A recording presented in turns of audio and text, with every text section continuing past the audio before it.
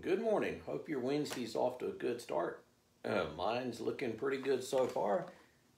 Got a good second cup of coffee here and my favorite Yahweh mug. And the Hebrew script there for the divine name Yahweh. And today we're going to continue on with our sort of pop in the hood on different Bible translations. And, there is a veritable alphabet soup of Bible translations. And we're just going to take another look at another one of these today. And there are actually several more that I'll be doing after today just because people have asked about them. And if you've got one in mind that I haven't covered yet and you want to know more about it, mention that in the comments on Facebook here on YouTube. And so for today, we'll look at the New American Standard Bible, the New American Standard.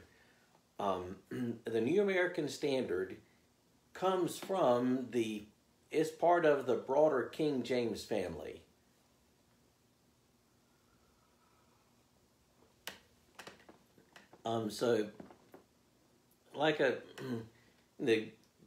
There are such things as family trees and Bible translations, and there's definitely one with the old King Jimmy.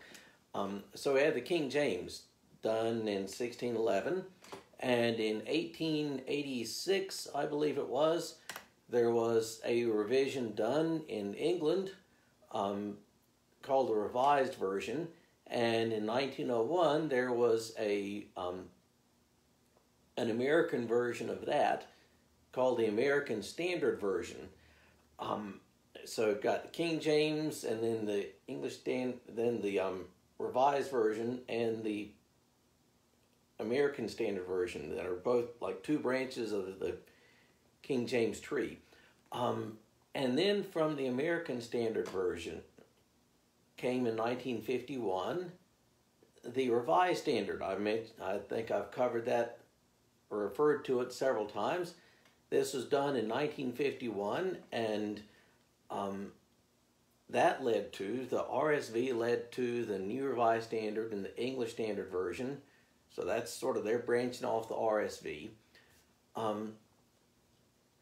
The ASV led to, in addition to leading to the Revised Standard, also led many years later to the one I'll mention today, which is the New American Standard. This was done New Testament only back in 1970. This was done, the full Bible I think was done in 1971. Then it was revised a little bit in 77, again and again in 95, and then revised again in 2020. So, what's up with the New American Standard? What's it like? What makes it different from other translations? In fact, I've got one here. This is one I've got is a 1995 edition. The New American Standard was published by the Lockman Foundation. Lockman Foundation was begun in 1942 out in California, primarily to provide Christian literature educational materials for Marines at El Toro Marine Corps Base out in California. Then in the late 1950s, they began investigating the possibility of doing another Bible translation because they didn't like the Revised Standard Version. They didn't like the RSV, and they wanted a newer translation that'd be modeled after the American Standard, but that would use the most recent Greek editions. The translation that they worked on would also be the first major translation that would have access to the Dead Sea Scrolls. The Dead Sea Scrolls contain, amongst other things, they contain full copies of every Old Testament book except for one. The only Old Testament book that's not included in the Dead Sea Scrolls is the book of Esther. Everyone else is there, and it just gives another resource to look at in translating the Old Testament. So they started to work on this. They completed the New Testament in the 1960s, and then, like I said, the full Bible was published in 1971. And like I said, it was updated a little bit in 77, then again in 95, and lastly, just last year in 2020. So, what sets the New American Standard apart from all the other translations? What's unique about it? The New American Standard comes from a line of thinking that says you want to have the most literal translation possible. There are within some Christian circles an idea that the King James is it, and there's nothing but King Jimmy, and if in a pinch you might read the New King James. But then there's also some people who want the most literal translation possible. And this drive to get the most literal translation possible leads to the New American Standard. And most people do regard the NASB to be the most literal of the English translations, the one that is closest to word for word. And I do word for word in air quotes because, like I've said before, it's impossible to do a word for word translation from one language to another, particularly ancient languages like ancient Hebrew or Biblical Greek to modern English.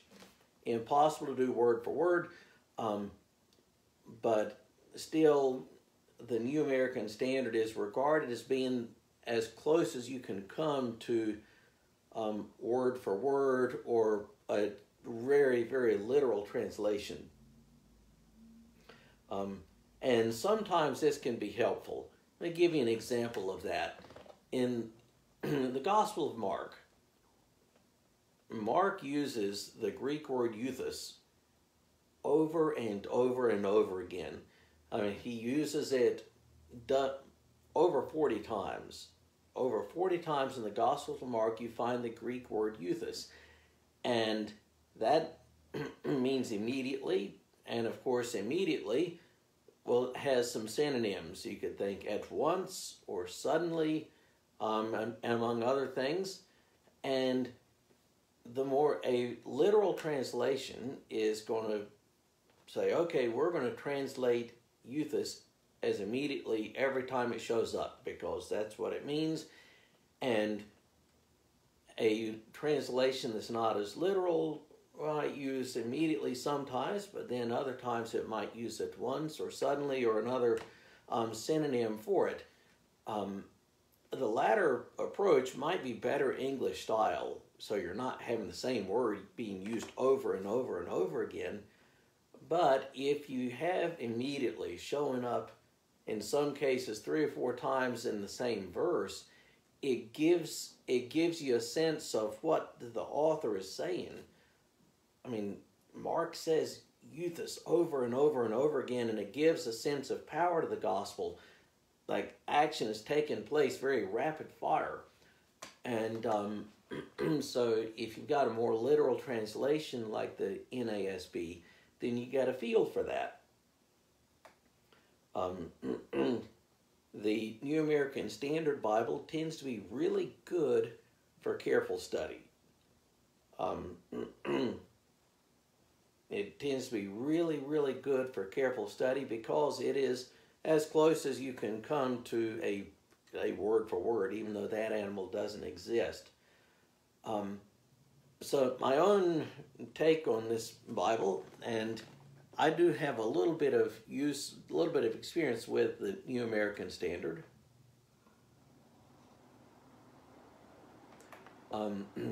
Before I went into the ministry, it was for 2 or 3 years there, it was sort of my Bible of choice. It was sort of what I used in teaching Bible studies. It's not the most easily readable of translations. That's the big knock on it.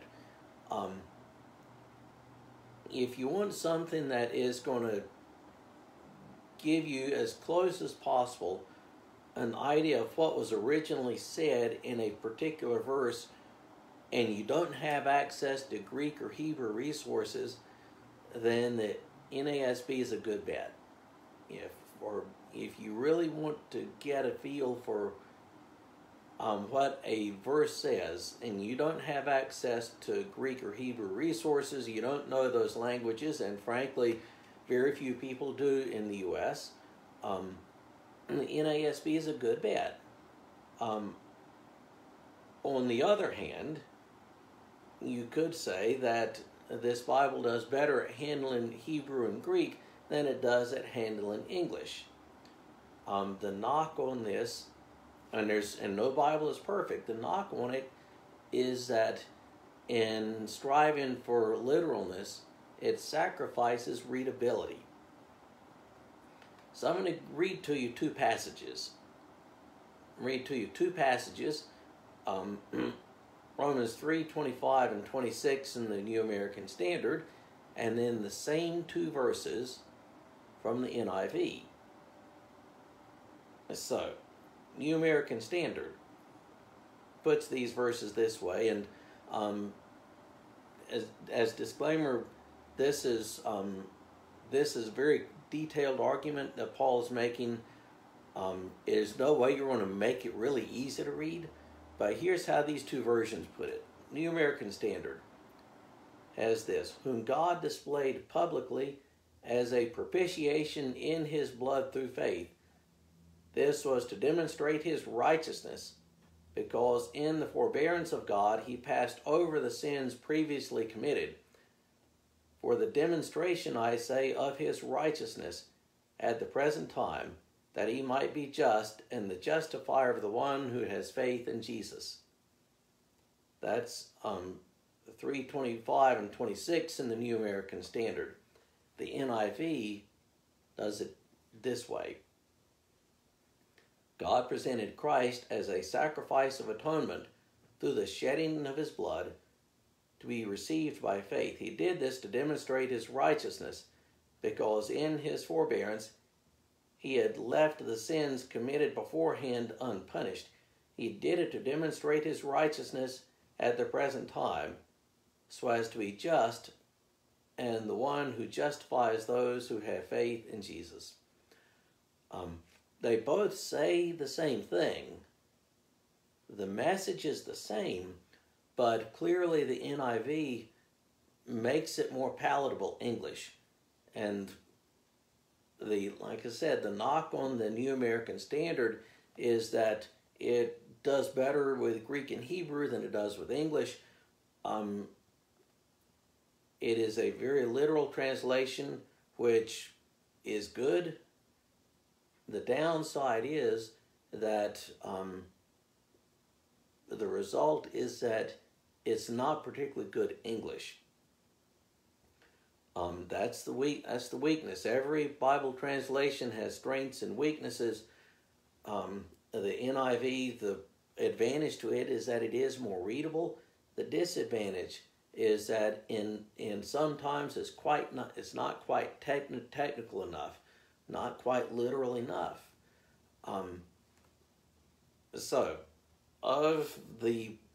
In the realm of English translations, you've got, say, over here, very literal translations, and over here, the ones that are more, say, thought for thought.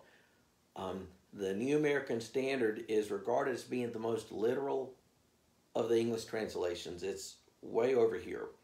And then sort of also over on this side, you'd have the ESV, and not quite as literal as that, said the New Revised Standard.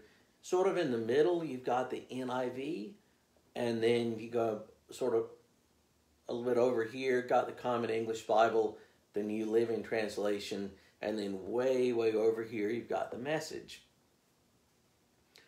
So that's sort of this spectrum of English translations we're looking at.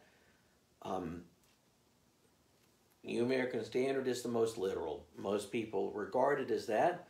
The New American Standard is a lot of times sort of compared to the English Standard Version, which I mentioned a couple of weeks ago. They are used by a lot of the same people for a lot of the same purposes because they both work well for study.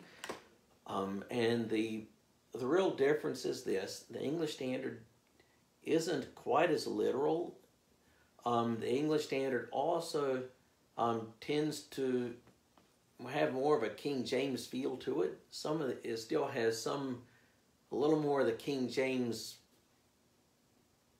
phrasing than the New American Standard does. So that's the New American Standard. Now I did mention this, that it was revised just last year in 2020.